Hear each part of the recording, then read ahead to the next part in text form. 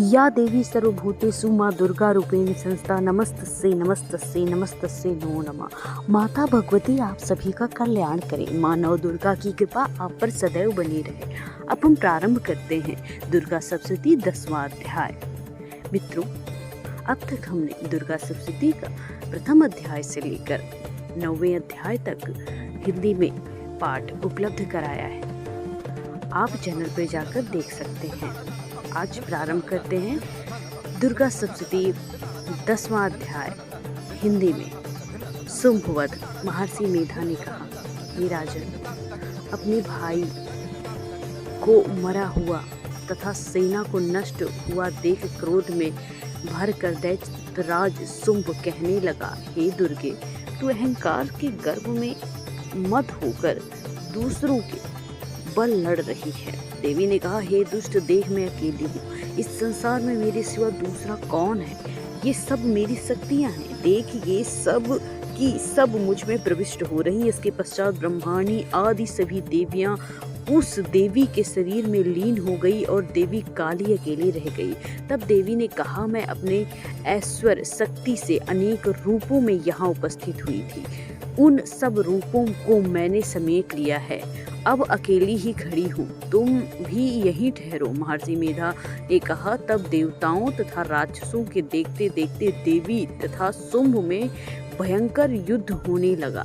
अंबिका देवी ने सैकड़ों अस्त्र शस्त्र छोड़े। उधर दैत्यराज ने भी भयंकर अस्त्र का प्रहार किया। आरंभ युद्ध में देवी के छोड़े हुए सैकड़ों अस्त्रों को दैत्य ने अपने अस्त्रों द्वारा काट डाला। इस प्रकार शुंभ ने जो अस्त्र छोड़े उनको देवी ने अपने भयंकर हुंकार के द्वारा काट डाला। दैत्य ने जब सैकड़ों बाण छोड़कर देवी को ढक दिया तो क्रोध में भरकर देवी ने अपने बाणों से उसका धनुष नष्ट कर डाला। धनुष कट जाने पर दैत्येंद्र ने शक्ति चलाई, लेकिन देवी ने उसे भी काट कर फेंक दिया। और फिर दैत्येंद्र चमकती हुई ढाल लेकर देवी की ओर दौड़ा, किंतु जब वह देवी के समीप पहुंचा तो देवी ने अपने तीक्ष्ण बाणों से उसकी चमकने वाली ढाल को भी काट डाला।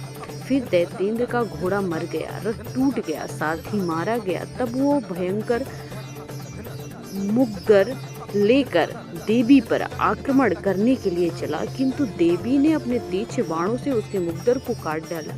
इस पर दैत्य ने क्रोध में भरकर देवी की छाती में बड़े जोर से एक मुक्का मारा। दैत्य ने जब देवी को मुक्का मारा तो देवी ने भी उसकी छाती में जोर से एक थप्पड़ मारा।